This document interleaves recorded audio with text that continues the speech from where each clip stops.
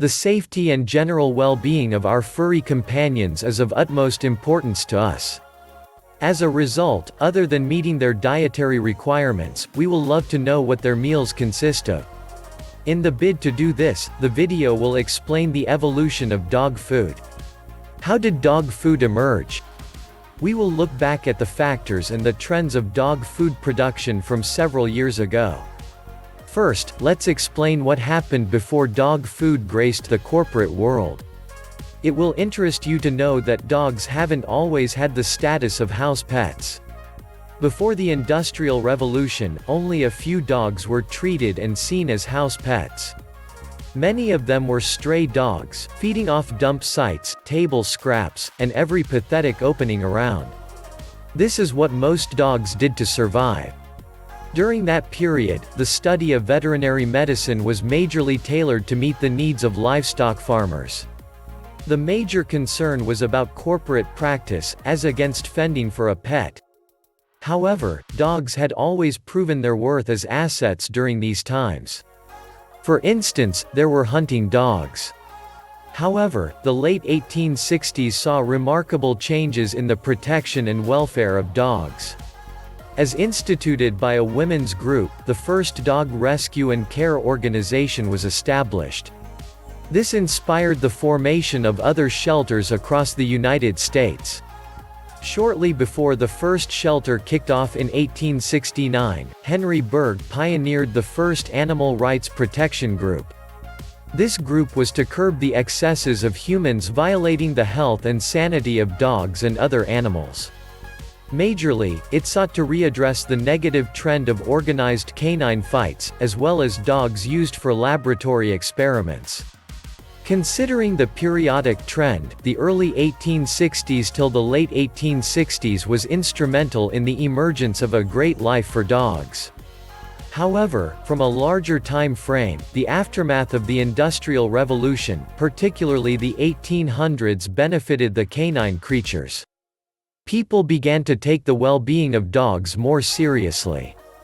They were considered from these points as house pets and adequate companions. Let's see a couple of positive events that happened during this period. The first commercial dog meal was created in 1860. The first protection rights group formed in 1866. The first shelter established in 1869. These and many more highlight the tremendous turn around in the well-being of dogs from a human standpoint. Haven explained that, what was the infant stage of commercial dog food production like? Interestingly, the emergence of commercial dog food had nothing to do with scientific research. It is the story of a man who saw an opportunity and made the most of it. It had nothing to do with meeting the dietary needs of dogs. The name of the first inventor of commercial dog food is James Spratt. James was not a veterinarian or animal nutritionist. He was simply an electrician from the state of Ohio on a business venture in the United Kingdom. While in the United Kingdom, he noticed some dogs feeding off stale sailor's snack on the riverbank. Precisely, the snack was the hardtack. The hardtack was a cheap snack that sustained sailors and other crewmen during a lengthy period on water. This snack consisted of water, flour, and salt. Notably, this snack could remain intact for a very long time. Instead of trading his lightning rods, James then set out to develop a maiden brand of dog meal. First, he identified that the snack tasted good to the dogs. This was as a result of how they consumed it, despite its stale condition. Secondly, he decided to identify other things that will make it a treat for dogs. The actualization of this plan gave rise to the first commercial dog food product. Considering that James was not a veterinarian or animal nutritionist, his product might have been questionable. For instance, the meaty constituents of his product were not known. However, he added some things to his products. Such constituents include vegetables, wheat, beef blood, among others. Also, veterinary medicine had not yet incorporated the part of animal nutrition during that period. This is because up until the early 1900s, animal nutrition was not a developed arm of veterinary sciences. Considering this, it is understandable that an electrician had monotonous control of the dog food industry. The trend changed in the 1900s, after the incorporation of animal nutrition as a branch of animal sciences at large. Aside from product reviews, commercial dog food will later develop to meet the demands of animals for every stage of their lives. For instance, puppies do not have the same dietary requirements as adult dogs. As a result, these commercial dog food products were tailored to meet the dietary demands of the various age range of dogs. Some products also took cognizance of health challenges and complications of some dogs.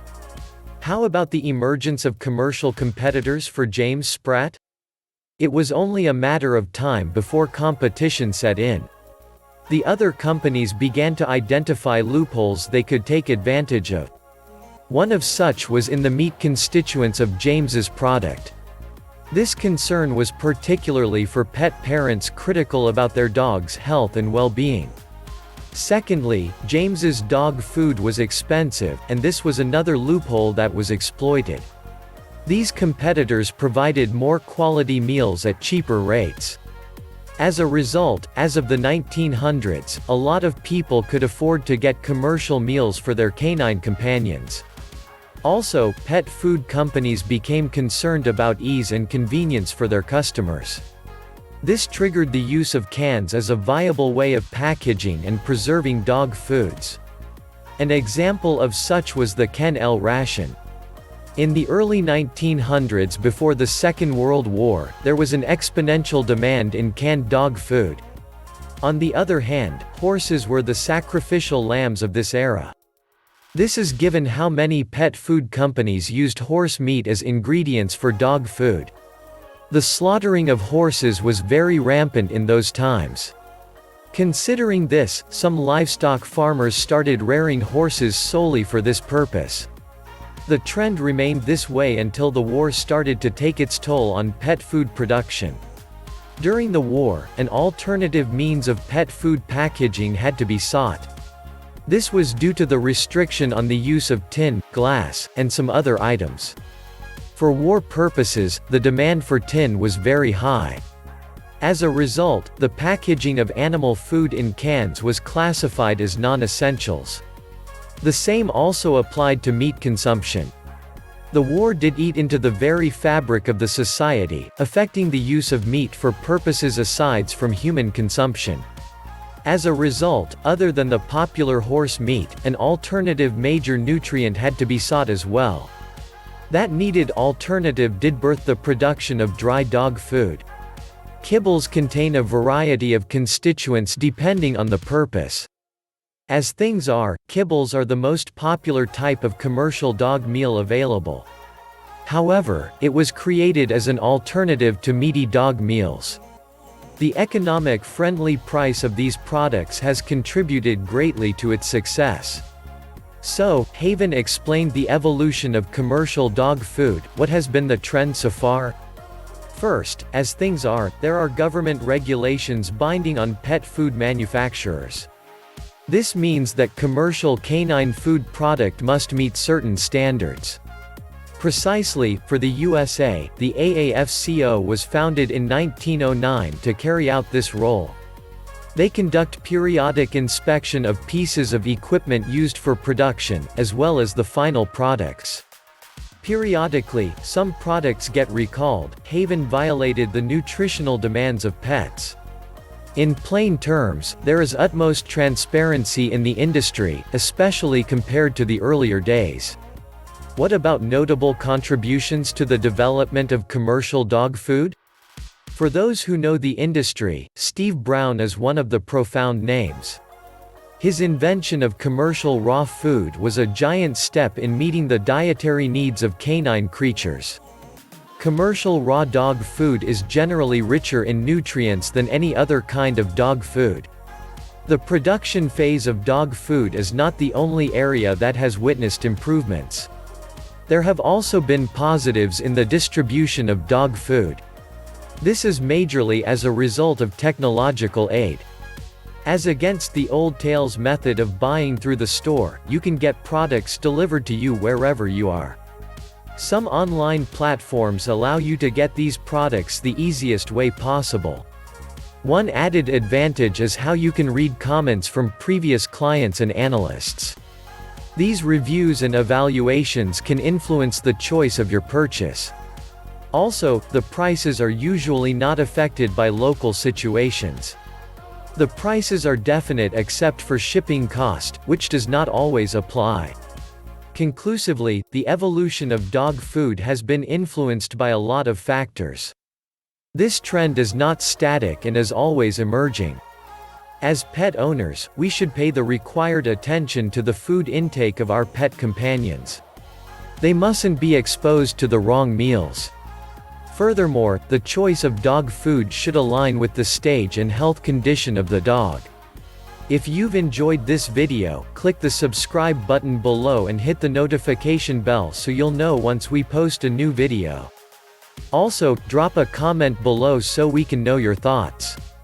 Finally, don't forget to check the description below for more details and visit our site www.zimdogfood.com for more awesome dog food content like this.